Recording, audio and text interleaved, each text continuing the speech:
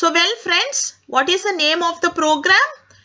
Write a Java program to illustrate creation of threads using Runnable interface. Here I created 2 new threads in this program. And start method start each of the newly created thread. Inside the run method, there is sleep method for suspend the thread for 500 milliseconds. What will happen when we call sleep method on a thread? So when we call sleep method on a thread, the thread will suspend. Okay, so the execution of the thread will be suspended for a specific period of time that we are mentioning.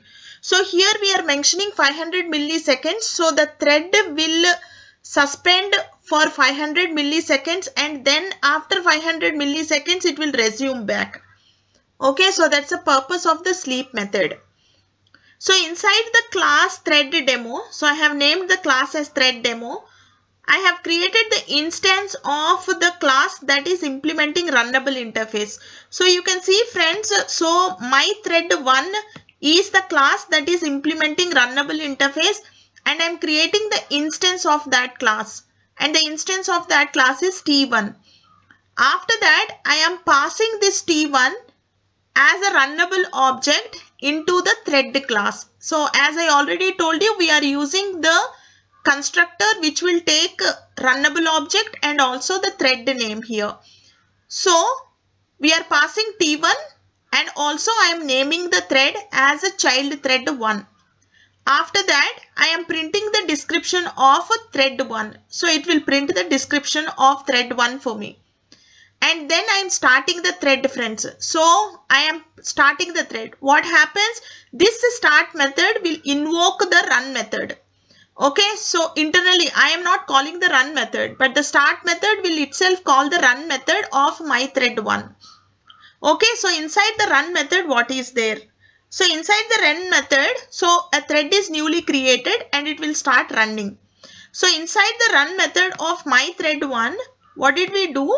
We have created a loop. Okay, so this is the loop will turn for 5 times from 1 to 5 and each time it is printing. So I am saying child thread 1 and then I am printing the number. Why did I write child thread 1 here is because there are 2 threads running in concurrently. So in parallel.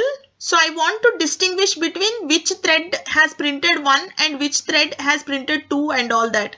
So to distinguish, I am writing this child thread 1 over here. So it is very important for us to understand the concept. So that's why I have written child thread 1. And since a sleep method throws interrupted exception, we have to put it in try and catch. And since sleep method is a static method, we are calling it with the class name. So I said thread.sleep and I am passing 500 milliseconds. There are 2 overloaded methods of sleep. One takes milliseconds and the other one takes nanoseconds, into nanoseconds. But here it's enough. In the problem statement, they just asked us to take 500 milliseconds. So I'm using the first overloaded sleep method. So I hope everybody understood why we have put the sleep method inside try and catch and why I have used the class name over here. Okay, right. So since it is throwing interrupted exception, we are writing that description inside the catch over here.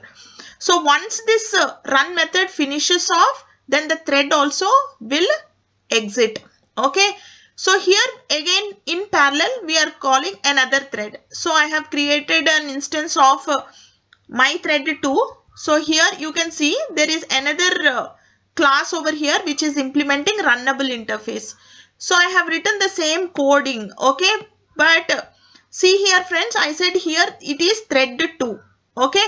So thread 1 and thread 2. So I want to distinguish which thread is printing the values. And then we called the thread and we started both the threads.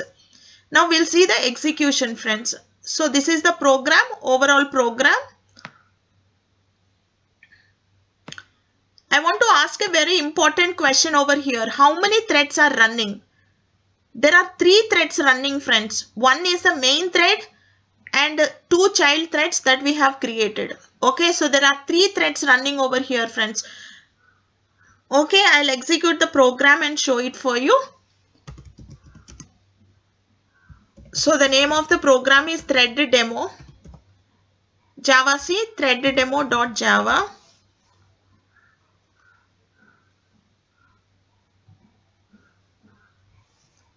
So no errors and warnings. So I am executing the program. So Java thread demo.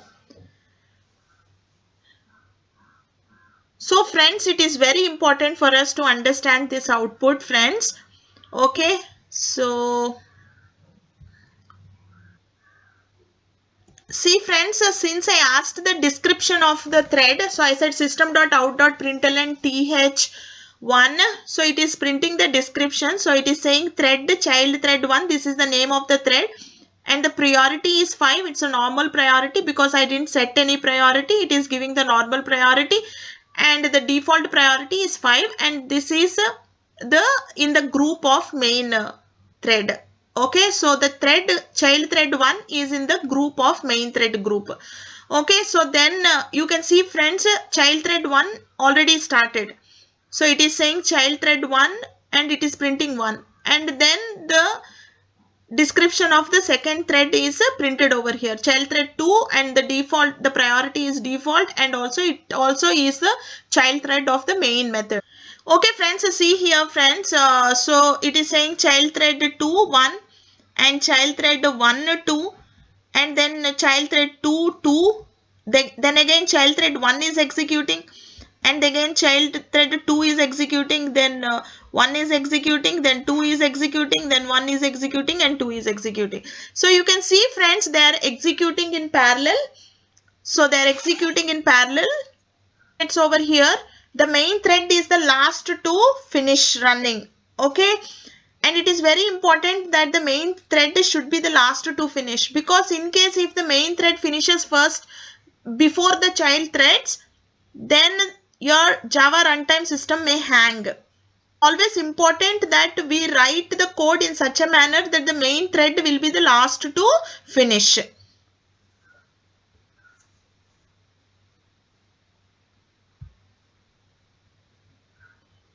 Let me show that in the program, friends.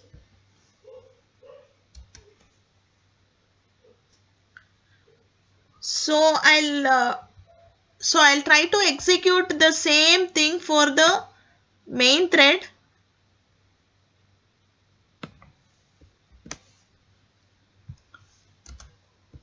So I have written it inside the main, friends. And I'm saying main thread. Okay. And I'm allowing the main thread also to sleep to 500 milliseconds. Okay friends, we'll try to see the output.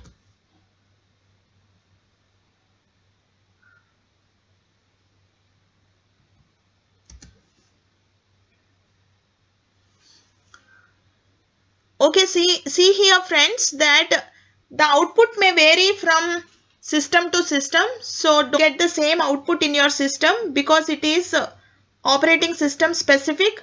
The output may vary based upon the specific execution environment, friends. So in your system the output may be different. So as you can see friends, main thread is also executing in between. So 3 threads are executing in parallel. But here see friends that the main thread is finishing off before the child threads. So it is always important for us to see that main method finishes last. For that reason you can increase the time over here. So I am making it as 1000 milliseconds so that main thread finishes last.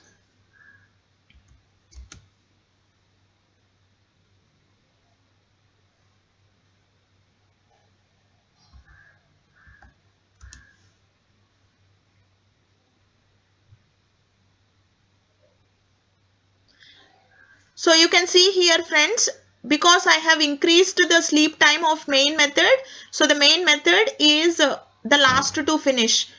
It is important that we see that the main method is the last to finish. Okay friends, hope everybody understood how to create threads using implementing runnable interface. Let us take a quiz now.